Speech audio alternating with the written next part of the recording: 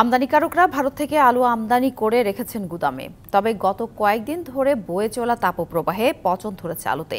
এতে বিপাকে পড়েছেন দিনাজপুরের হিলি স্থলবন্দরের ব্যবসায়ীরা। পচে যাচ্ছে বস্তা বস্তা আলু। আমদানিকারকরা ভারত থেকে আমদানি করে রেখেছিলেন গুদামে।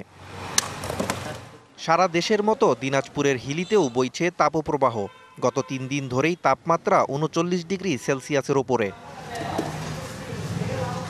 এই তাপপ্রবাহে পচতে শুরু করেছে আলুগুলো। এতে বিপাকে পড়েছেন আমদানিকারকরা। প্রতিদিন বিপুল পরিমাণ আলু ফেলে দিতে হচ্ছে।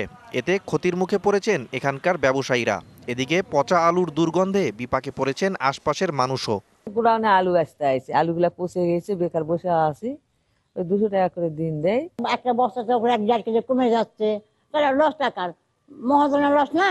তুলনামূলক বেশি দাম ও ক্রেতা সংকটের কারণে আলু বিক্রি হচ্ছে না। ফলে তীব্র গরমের কারণে আলু পচে নষ্ট হওয়ায় ফেলে দিতে হচ্ছে। দাম কম দেখে বিক্রি হচ্ছে না, যে প্লাস্টিক গুঁড়া ঢুকাইছি, গুঁড়া যাতে নষ্ট হয়ে আছে। একটা বস্তা 2 কেজি, 2.5 কেজি, 1.5 কেজি করে বাড়াচ্ছে, অনেক দাম লস হয়।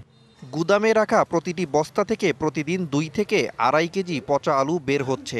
আবার খারাপ আলু আলাদা করতে হচ্ছে। ফলে বাড়তি খরচে আমদানিকারকরা লোকসানের মুখে পড়ছেন। আলু নিয়ে আসলে তখন আমরা বিপদে আছি।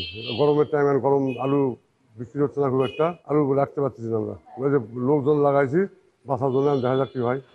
শুধু গুদামে নষ্ট হচ্ছে তা নয়, ভারত থেকে আনার সময়ও ট্রাকেই নষ্ট হচ্ছে আলু। আমাদের গুদামে অনেক আলু পচন ধরা শুরু করেছে।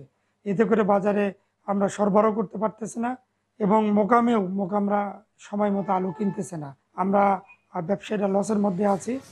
হিলি কাস্টমস জানিয়েছে 11 দিনে 113 ভারতীয় ট্রাকে 2757 মেট্রিক টন আলু আমদানি হয়েছে।